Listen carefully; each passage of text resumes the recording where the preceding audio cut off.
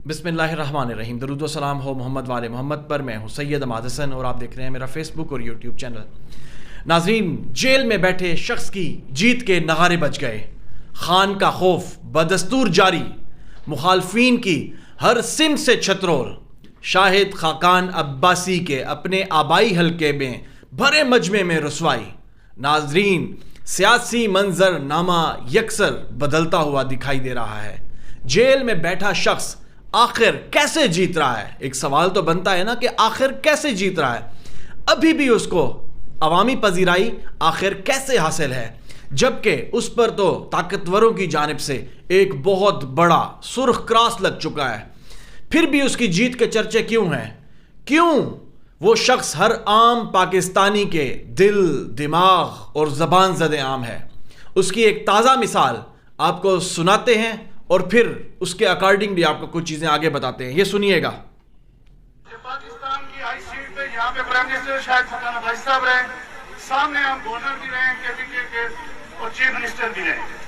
लिहाजा vote cast करते वक्त यंग लड़कों से अपील है कि कम अज कम इन दो लोगों को सपोर्ट करें।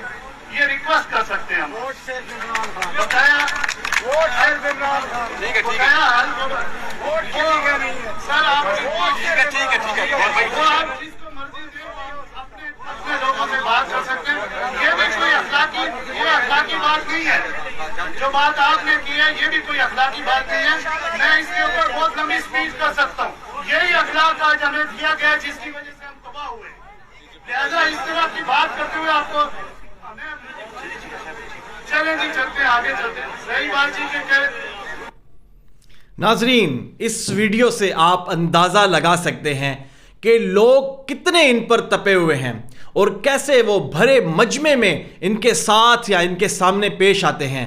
अभी एक बात आपने जहन में रखनी है कि शाहिद खाकान अब्बासी काफ़ी अरसे से नून लीग की पॉलिसियों के खिलाफ बात कर रहे थे।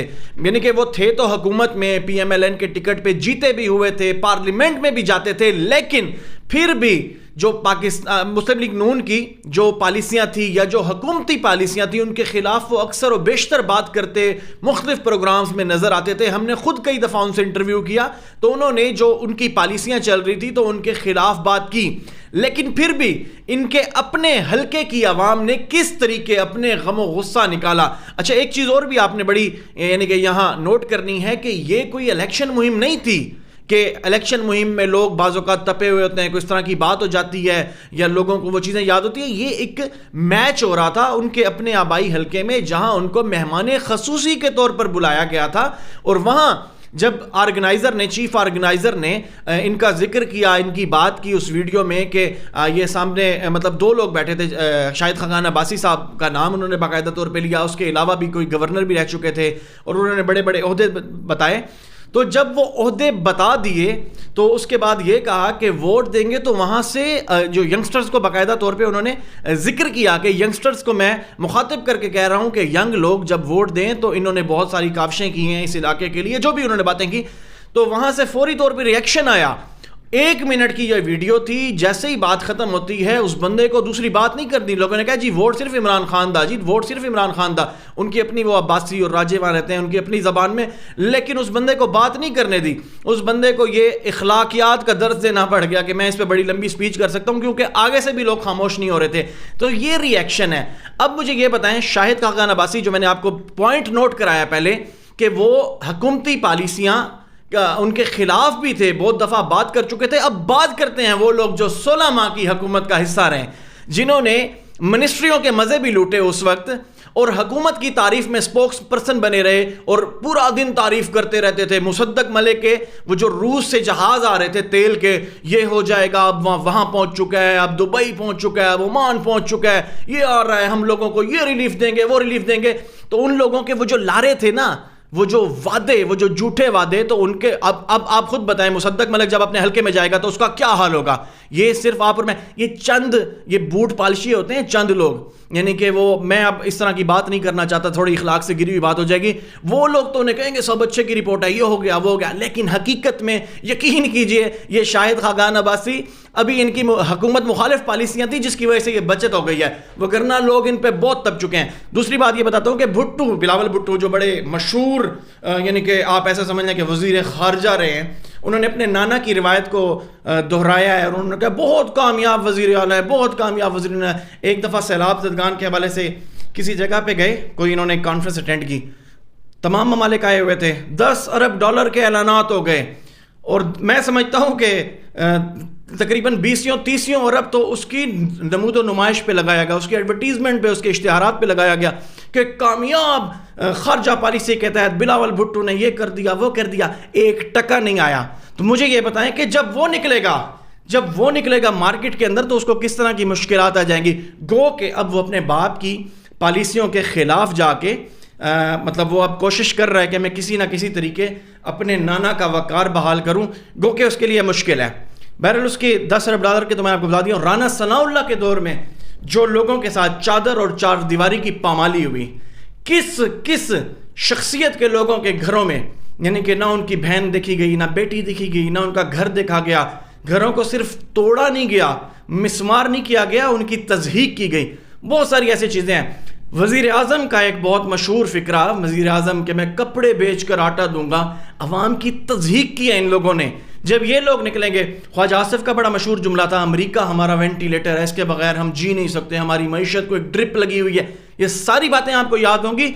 بیکرز آر ناٹ چوزرز تک کہا تھا ہمارے وزیر اعظم نے کہ ایک یعنی کہ ہم بھکاری کی کوئی چوائس نہیں ہوتی۔ اچھا، ان سے بڑھ کے بہت سارے لوگ تھے۔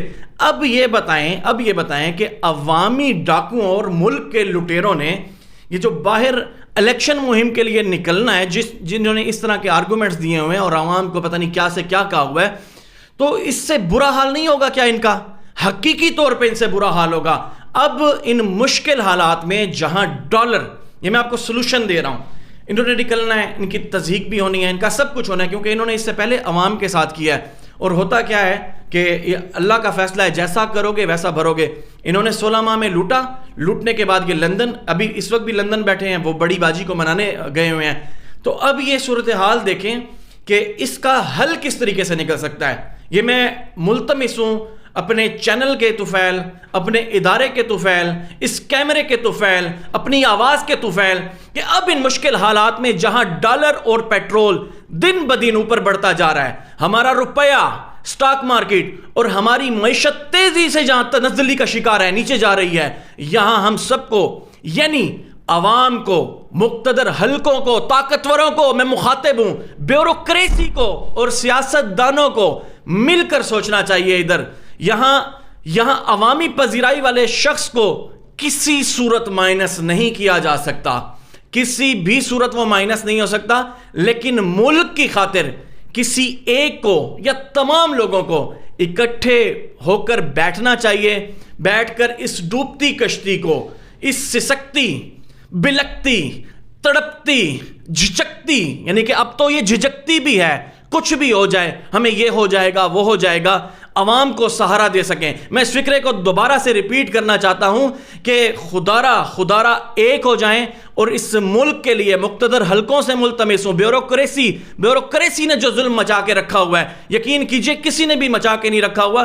چھوٹی سی بات ہوتی ہے، چھوٹی سی بات، اس کے لیے آپ لاکھوں روپے رشوت لے کے جاتے ہیں تو آپ کا کام ہوتا ہے۔ سسٹم کو اتنا پلید کر دیا ہے، سسٹم کو اتنا برا کر دیا ہے کہ اب اس میں یعنی کہ عام ایک شریف ایک غریب انسان کی تو زندگی ختم ہو چکی ہوئی ہے۔ تو میں دوبارہ سے وہی فکرہ دہرانا چاہوں گا کہ ملک کی خاطر پلیز آگے بڑھیں، اکٹھے ہو جائیں، اس ڈوبتی کشتی کو بچائیں اور خصوصی طور پہ سسکتی، بلکتی، تڑپتی عوام کو سہارا دیں، کیونکہ اگر اس کا سہارا نہیں دیں گے تو یقینی طور پہ ہم ڈوب جائیں گے۔ اور ہم پاکستانی عوام یار کیا مزید ڈبو گے یار، ہمیں یہ جو ہمیں ڈیفالٹ کا نعرہ لگا کر بلوں کی صورت میں لوٹا جا رہا ہے، ہمیں ٹیکسز کی صورت میں لوٹا جا رہا ہے، ہمیں پیٹرول کی صورت میں لوٹا جا رہا ہے۔ اب 340 سے یا 350 سے ڈالر 285 تک لے آئیں. ہمارے چیف آف آرمی سٹاف بہت اچھا اقدام ہے, انتہا کا اچھا اقدام ہے. میں تو چاہتا ہوں کہ یہ 180-85 پہ آئے تاکہ ہم چیف آف آرمی سٹاف کے جا کے